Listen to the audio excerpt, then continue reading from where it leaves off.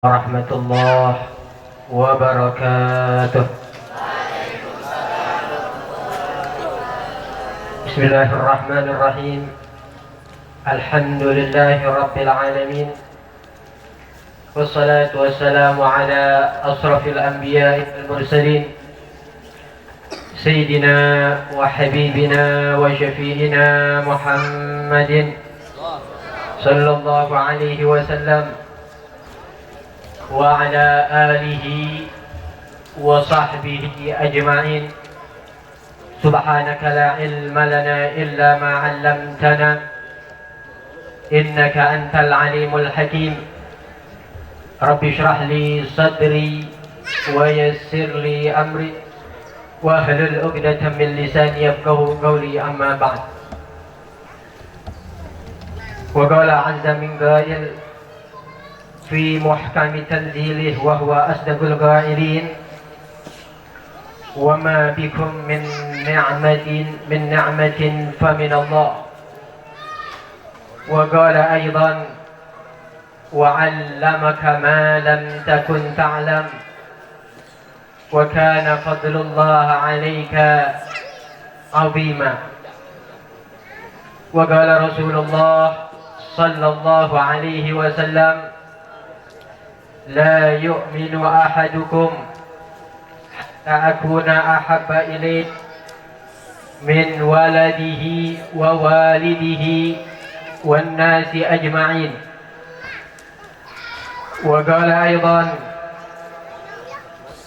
المرء على دين خليله فلينظر أحدكم من يخالل.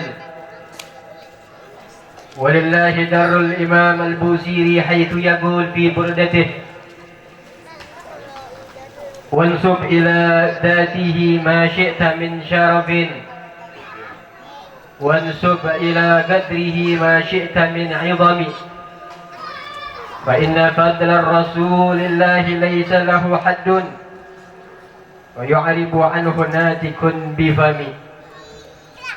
صدق الله العظيم وصدق رسوله النبي الكريم، ونحن على ذلك من الشاهدين الشاكرين، والحمد لله رب العالمين.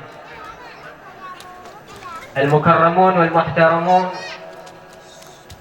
yang sama-sama kita hormati, kita muliakan, kita cintai karena Allah, insyaallah, segenap pimpinan, pengasuh yang mohon maaf tidak bisa saya sebutkan namanya satu persatu, tapi insya Allah tidak mengurangi rasa hormat saya, rasa ta'zim saya kepada antum semuanya. Wabil khusus yang sama-sama kita hormati Ketua Yayasan As-Sabilatul Munawwarah Kiai Haji Aca Syatibi LC, dan juga yang kita hormati pengasuh PPTQ As-Sabilatul Munawwarah Al-Ustaz Faza Abdul Rabbi LC, yang kita doakan sama-sama mudah-mudahan semuanya, para asatidz kita, para guru kita semuanya diberikan keberkahan hidupnya oleh Allah Subhanahu wa taala, dipanjangkan umurnya oleh Allah, diberikan keberkahan harta, keberkahan anak, keberkahan umur, diberikan semua hajat-hajatnya oleh Allah Subhanahu wa taala. Amin amin ya rabbal alamin. Begitu juga salam kasih sayang, salam cinta kepada santri dan santriwati atau siswa-siswi Yayasan Sabilatul Munawwarah, yang insya Allah semuanya dicintai oleh Rasulullah sallallahu alaihi wasallam. Amin amin ya rabbal alamin. Alhamdulillah, malam hari ini kita sama-sama merayakan Maulid Nabi Muhammad sallallahu alaihi wasallam di tempat yang penuh berkah insyaallah. Di malam yang penuh berkah kita merayakan satu Maulid sosok manusia yang begitu sempurna, manusia yang begitu agung, manusia yang jika tidak ada dia tidak akan diciptakan alam semesta ini, yaitu kita merayakan Maulid Nabi besar Muhammad sallallahu alaihi wasallam. Hadirin hadirat yang dimuliakan Allah Subhanahu wa taala. Di sini insyaallah Al-Fajir ingin berbicara atau ingin menyampaikan sepatah dua patah yang berkenaan tentang Rasulullah sallallahu alaihi wasallam, yang mana kita ingin antum semua yang ada di sini bisa terus menggali, mencari tahu tentang Rasulullah sallallahu alaihi wasallam. Bagaimana Nabi Muhammad, bagaimana kehidupan Rasulullah. Karena itu nanti akan menjadi cerminan hidup kita. Kita sebagai umatnya Rasulullah harus kita menggali terus, jangan kita puas untuk mencari tahu tentang Nabi Muhammad sallallahu alaihi wasallam. Maka pertanyaannya, kenapa kita harus mengenal Rasulullah? Kenapa kita harus kenal sama Nabi Muhammad? Poin yang pertama, karena ini adalah perintah Allah Subhanahu wa taala. Allah yang nyuruh kita untuk supaya kita kenal sama Rasulullah. Wa'lamu anna fikum Rasulullah. Ketahuilah bahwasanya di tengah-tengah kalian itu ada Rasulullah.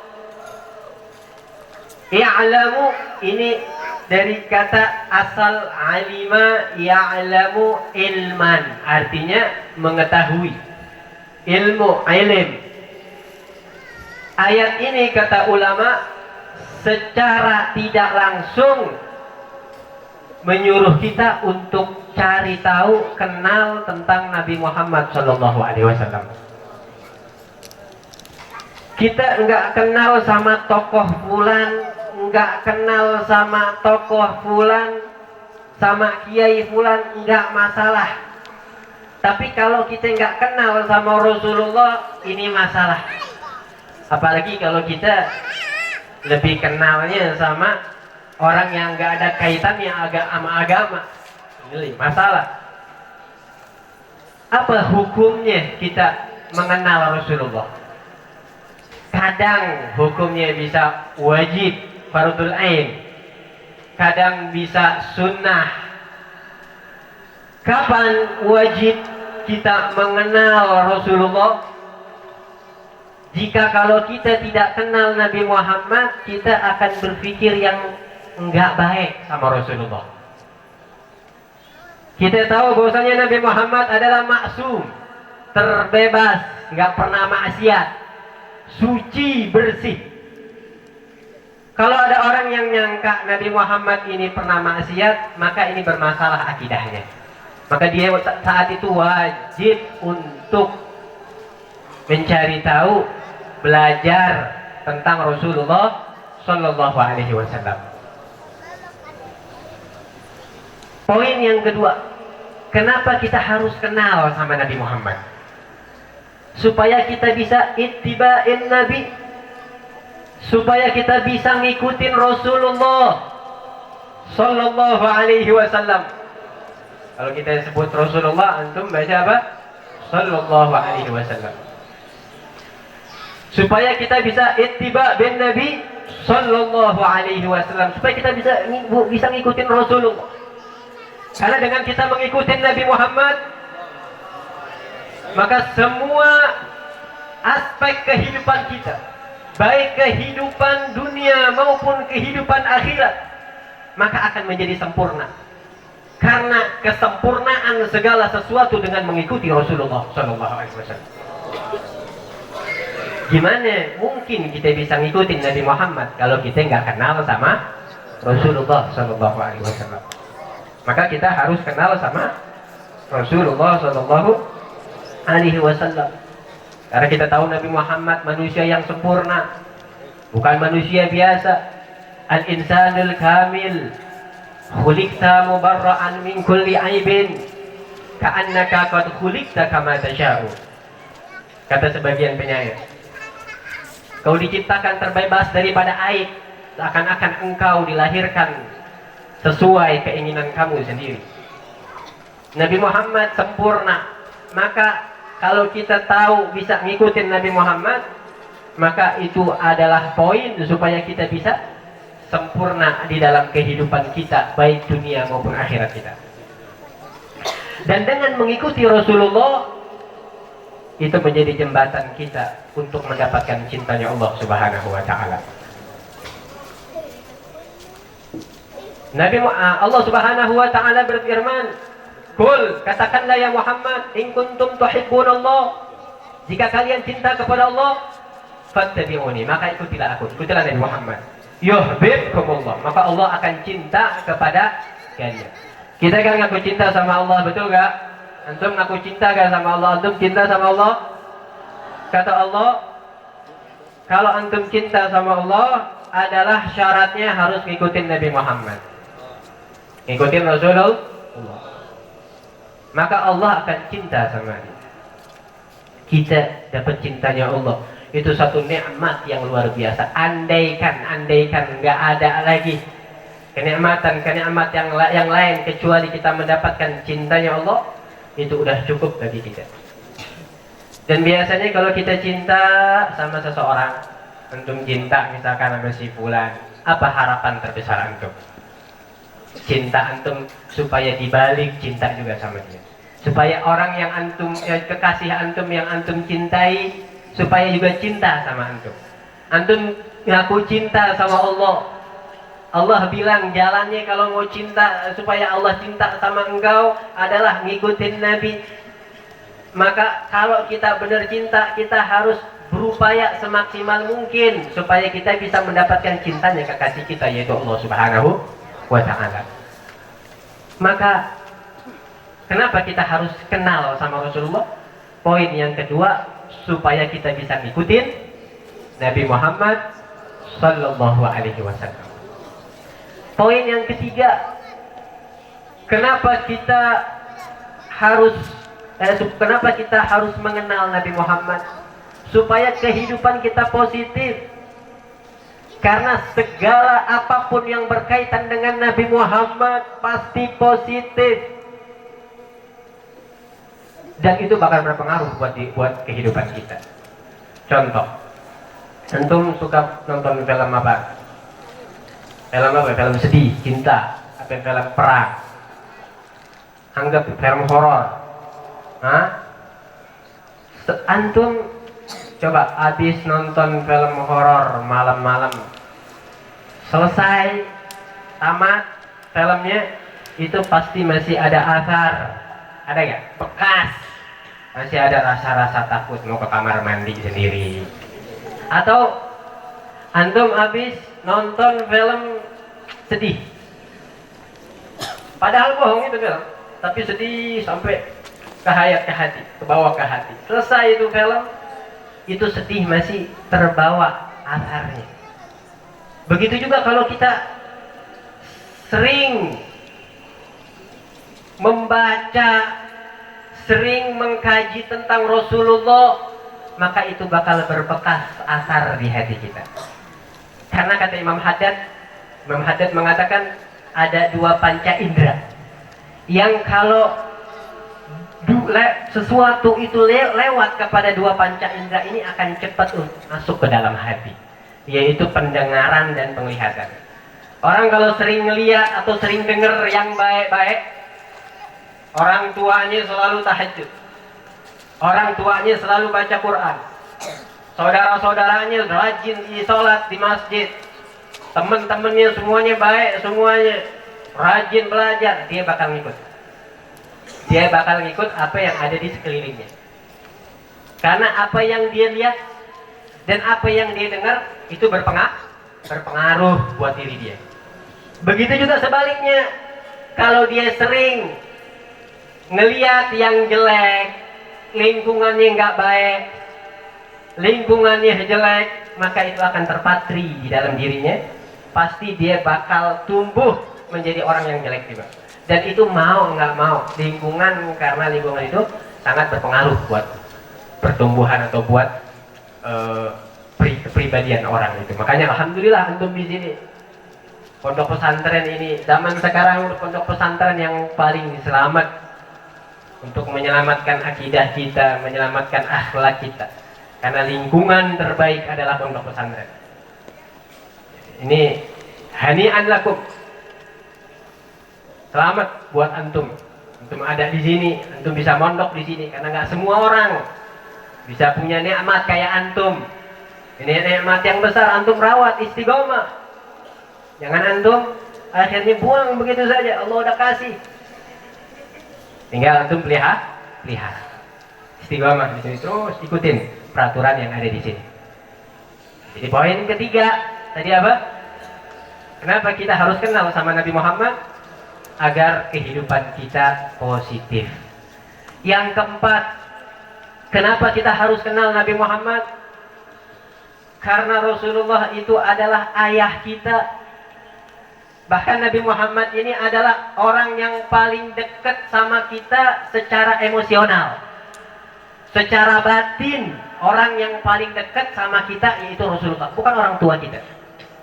Nabi Muhammad, orang yang paling sayang kepada kita melebihi daripada orang tua kita. Ketika Nabi Muhammad hidup di dunia, Nabi selalu mendoakan kita. Nabi selalu memikirkan kita. Pagi, siang, sore, malam, semuanya diperuntukkan buat kita, umatnya. Bahkan di alam barzah Nabi Muhammad masih tetap memikirkan kita. Di dalam riwayat mengatakan hayati khairun lakum, kehidupanku kata Rasulullah baik buat kalian. Kalian ada masalah-masalah datang kepada Rasulullah, selesai masalahnya. Kalian sakit-sakit datang kepada Nabi Muhammad, diusap, selesai, sembuh. Wa mamati khairun lakum kata Nabi Muhammad, dan mati saya juga baik. Kenapa? Tu'radu alayya a'malukum fama ra'aitu min khairin hamidullah alaih.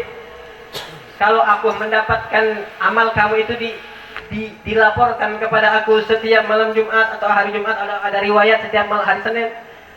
Kalau aku mendapatkan amal kamu baik, aku bersyukur kepada Allah. Tapi apabila aku mendapatkan amal kamu jelek, aku tetap akan memohonkan ampun kepada Allah. Mudah-mudahan kamu diampuni oleh Allah. Mungkin kita yang bermaksiat kepada Allah nggak sadar, mungkin kita belum tobat sama Allah, belum beristighfar sama Allah. Mungkin orang tua kita nggak tahu kalau kita bermaksiat, tapi ternyata amal jelek kita udah dilaporin sama Rasulullah di alam kubur, di alam barzah, dan Nabi Muhammad mendoakan kita untuk diampuni dosa kita oleh Allah Subhanahu wa Ta'ala. Itu kasih sayangnya Nabi Muhammad. Bahkan di hari kiamat, Nabi Muhammad tidak meminta kepada Allah untuk mendapatkan yang tertinggi nanti di surga. Tapi Nabi Muhammad memikirkan kita, umatnya.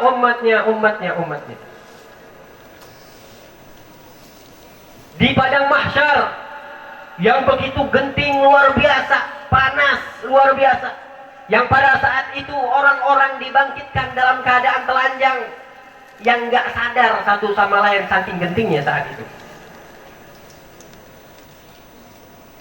Yang mana orang tua kepada anak itu nggak nggak kenal. Saudara nggak kenal. Teman siapa, sahabat nggak kenal. Yauma yafirrul mar'u min akhi wa ummihi wa abihi wa sahibatihi wa banihi likulli imri'in minhum yawma idzin sya'nu yughni. Saat itu nanti di padang mahsyar masing-masing mereka memikirkan diri mereka masing-masing, nggak ada yang mikir orang tua sama anak-anak pada orang tua. Akhirnya mereka cari pertolongan pada saat itu yang ada di